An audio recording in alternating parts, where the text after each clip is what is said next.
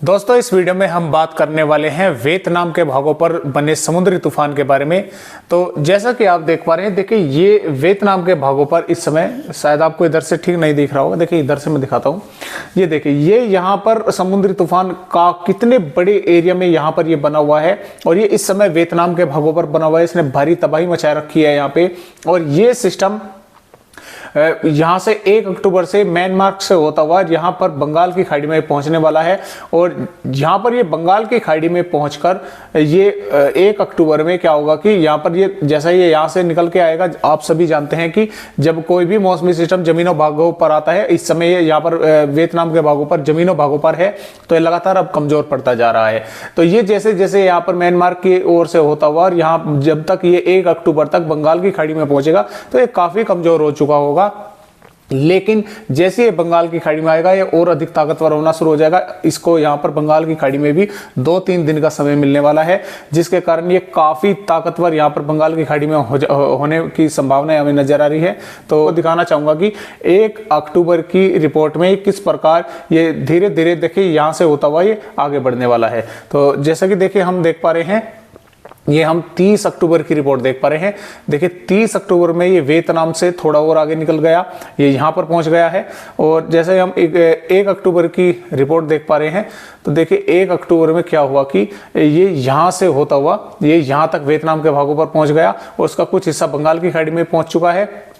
और जैसे ही हम यहाँ पर 2 अक्टूबर की रिपोर्ट पर जाते हैं, यहाँ पर 2 अक्टूबर की रिपोर्ट पर जाते हैं, तो जैसा कि आप देख पा रहे हैं, देखिए 2 अक्टूबर में ये पूरी तरह से सिस्टम बंगाल की खाड़ी में आ चुका है। लेकिन ये यहाँ पर अभी कमजोर है, लेकिन फिर भी इसके प्रभाव से जैसा कि आप देख पा रहे हैं, पूरी बंगाल की खाड़ी में ही इसने हवाएं अपने चारों ओर घुमानी शुरू कर दी है।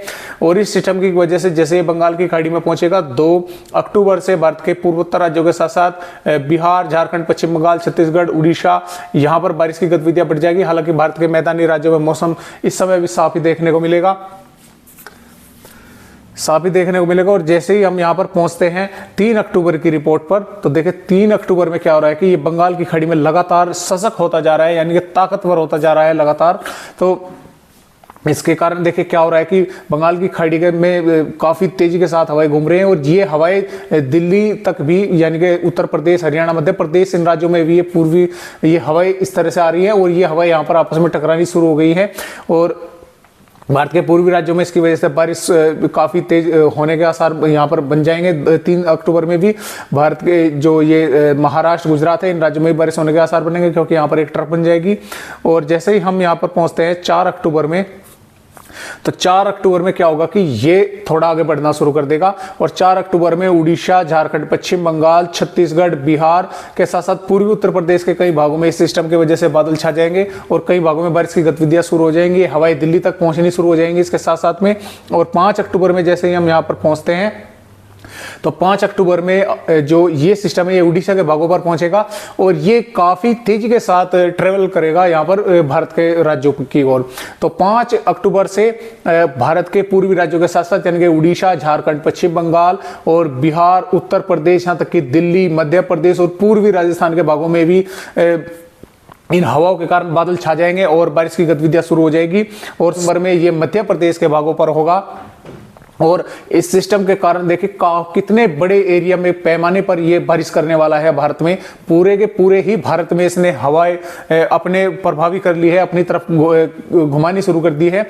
6 अक्टूबर में मध्य प्रदेश, गुजरात, महाराष्ट्र, तेलंगाना, छत्तीसगढ़, उड़ीसा, झारखंड, पश्चिम बंगाल, बिहार, उत्तर प्रदेश, दिल्ली, हरियाणा, यहाँ तक भी इसका प्रभाव हो जाएगा। यहाँ इन राज्यों में भी बारिश, बादलों के साथ, गरज चमक के साथ बारिश होने के आसार बनेंगे, क्योंकि जैसा कि मैंने आपको बताया कि इधर से ये दक्षिणी पश्चिमी हवाएं आ रही हैं, इधर से इसकी हवाएं जाएंगी।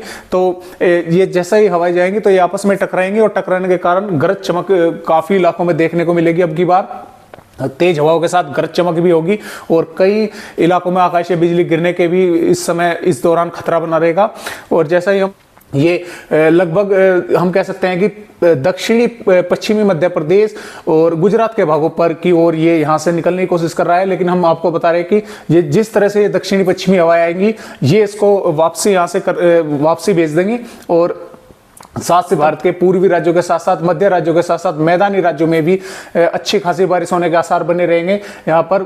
और जैसे ही हम 8 अक्टूबर की हम रिपोर्ट देखते हैं तो देखिए 8 अक्टूबर में जैसा कि मैंने आपको बताया था कि ये हवाएं लगातार इसको पुश कर देंगी। तो ये ठीक इसी प्रकार जिस प्रकार वो पहला मौसमी सिस्टम गया था, तो देखिए यहां से गुजरात के भागों से क्या हुआ कि ये उत्तरी मध्य प्रदेश की ओर आगे बढ़ना शुरू कर दिया इसने। तो ये इस तरह से पश्चिमी उत्तर प्रदेश दिल्ली के भागों पर पहुंचेगा। हालांकि अब तक जो ये अपडेट हुआ है मीडिया का, ये 8 अक्टूबर तक ही हुआ है।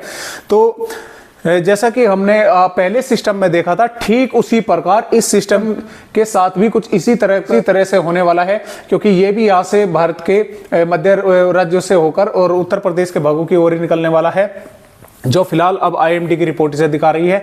लेकिन इसमें फेरबदल और भी कुछ हो सकता है दोस्तों, क्योंकि हो सकता है कि ये सिस्टम यहाँ से पूर्वी मध्य प्रदेश से पहले ही मुड़ जाए या मध्य प्रदेश से मुड़े या और आगे तक जाए। इसकी सही से देखे जानकारी तभी लग पाएगी जब ये बंगाल की खाड़ी में आ जाएगा या और भारत के राज्यों की ओर आगे बढ़ेगा। तो अभी देखिए ये सिर्फ एक अनुमान है, और जो ये हवाएं चलती हैं इस तरह से उसी के आधार पर जो आईएमडी के जो टेक्नोलॉजी है, जो उनके कंप्यूटर हैं और जो उनका डाटा वे इकट्ठा करते हैं, उसी के आधार पर वे इतना लंबा हमें डाटा देते हैं कि ये इस तरह से ये मतलब आने वाले एक अनुमान लगाया जाता है कि ये इस तरह से ये हवाओं के दबाव के कारण यहाँ से वो वापसी मुड़ सकता है।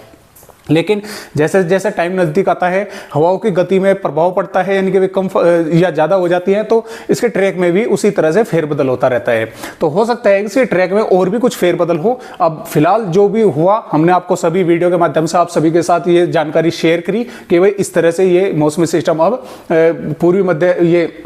पूर्वी राजस्थान से और पश्चिमी मध्य प्रदेश के भागों से होकर उत्तर प्रदेश के भागों पर पहुंचने वाला है। लेकिन हो सकता है कि आने वाले समय में इसके ट्रैक में हवाओं के दबाव के कारण कुछ और भी फेरबदल हो। तो जैसा भी होगा हम आप सभी को जानकारी इसकी लगातार डेली अपडेट में देते रहेंगे। तो आज की वीडियो में बस इतनी जानकारी, एक नई जानकारी के साथ आप सभी दोस्तों से फिर मिलते हैं। तब तक के लिए सभी दोस्तों को नमस्कार।